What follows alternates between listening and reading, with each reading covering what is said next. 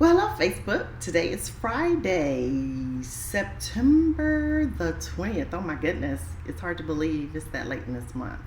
Anyway, I'm Angela Hooper-Menifield from Menifield Associates, and here's your Friday HR Moment. It's pretty late today. It's been a very busy day. So just kind of catch you up on what's been going on with me. Today I've been really busy working on a syllabus. So to put it politely, I have a great deal more sympathy for professors and teachers and people who have to do things like that. I will begin tomorrow teaching a class over at St. Joseph's College in Brooklyn. And so I've been working on my syllabus, and some of it is a little last minute because my background check, the clearance just came through as in like 4 o'clock today. And so now I am scurrying, trying to get access to things. But anyway, that's the quick and dirty. So our HR moment for today is, I try to make our topics either relate to the questions that we're receiving from, our posters and viewers, and or things that I see in the media. And most of you know, I've said this before, I am a die-hard Pittsburgh Steelers fan. And so one of the things I've been following very closely is the comings and goings of Antonio Brown. And today there was another going. But it made me think about, do we need to place new employees or new hires on probationary periods? Anyone who knows me knows that I say yes. Unequivocally, I don't care how great you think they are. And oftentimes we're enamored, we get caught up in, this person is awesome, I want to hire them right now. Well, probationary period doesn't mean you can't hire them.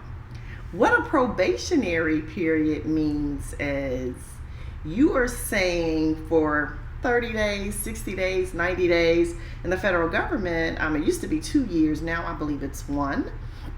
But for a period of time, we are going to monitor your performance, your conduct, and all these other things. And if we see anything that suggests we might need to take some caution, I call them the flashing yellow lights, right? Now, sometimes we actually see red flags, but the flashing yellow lights, if I see any of these things, if management sees it, HR, it allows us the ability to terminate said employee without, going through all the paperwork, the just cause, basically for any reason. And it also gives the employee that freedom. Now, often we don't see probationary periods that way, but I say look at them as an engagement. We're courting. I'm courting you as the employer. You're courting me as the employee. During this probationary period, we will decide if we want to make the real commitment, as in, do we want to put a ring on it? Do we want to get married and go down this journey together? Because once we marry or become, a non-probationary employee, then we're tied together. And to dissolve this union is almost like getting a divorce. We need judges, we need sometimes lawyers, we need reports, documentation, probable cause, and all these other things. But if we do the probationary period, we again are taking the necessary steps to decide, is this a good fit? And so today, ironically, to tie it back to the story, Antonio Brown was let go. Well, apparently, when the Patriots signed him, they didn't pay him up front this $9 million signing bonus. His first half was this coming Monday. So Monday would have been the 23rd. So after 2 games. Because what I think they're saying is, if there is really a pattern of this crazy behavior, he won't last 2 weeks without showing us some of this, right? And of course, the evidence suggests that's true if he did what he's allegedly accused of doing, which is sending text messages on Wednesday night, and he played his first game on Sunday. And so now they can actually not pay him the first half of that signing bonus, which I believe was $4.5 million.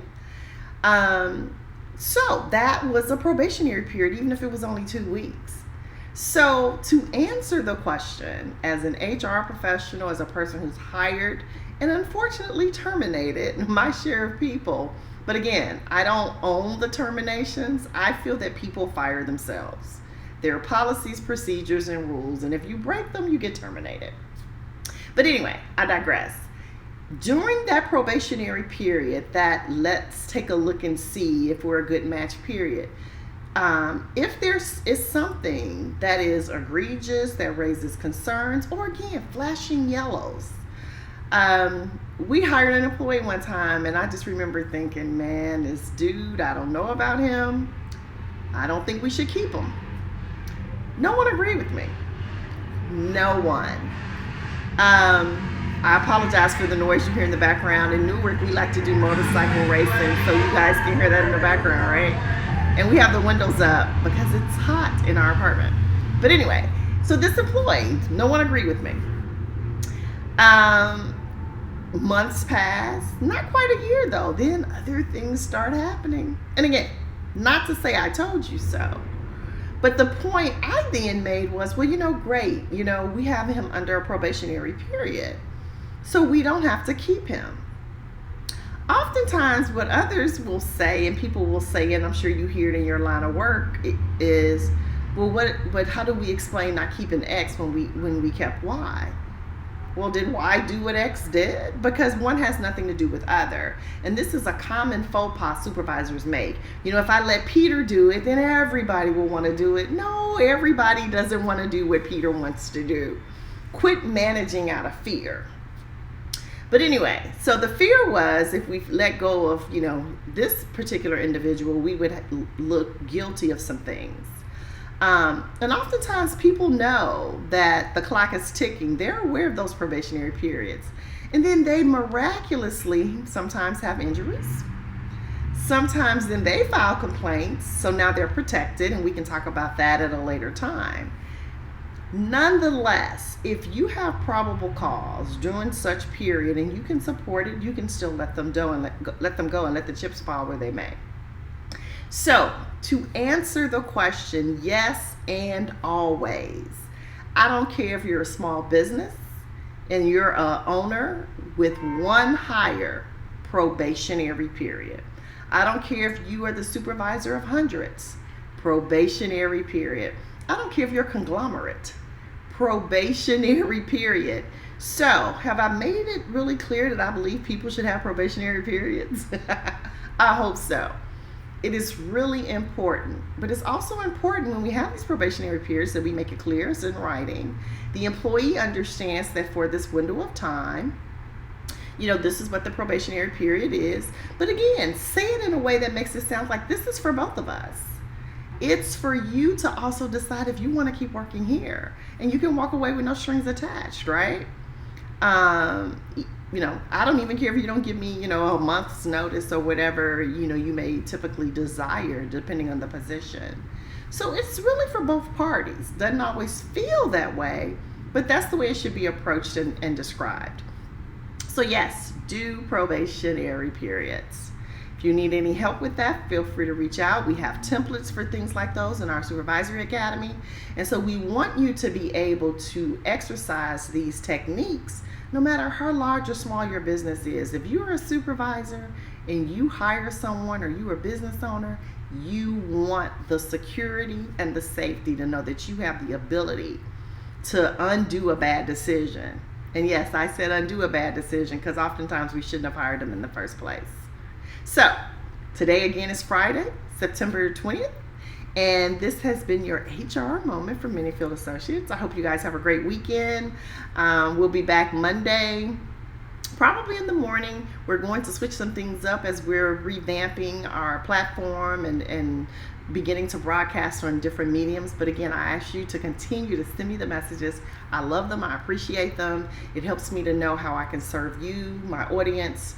And it also helps me grow in this area, because if it's something that I'm not as familiar with, then of course I can do the research. Over the next 8 Saturdays, I'll be teaching the SHRM, which is the Society of Human Resource Management, prep course for people who want to become a certified member, which means a senior professional in HR or a certified professional.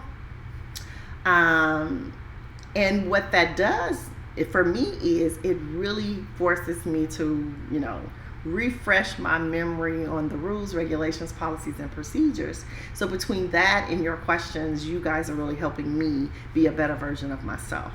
Thank you. Have a great weekend, and I look forward to talking to you on Monday. Take care. Bye-bye. And get that probationary period.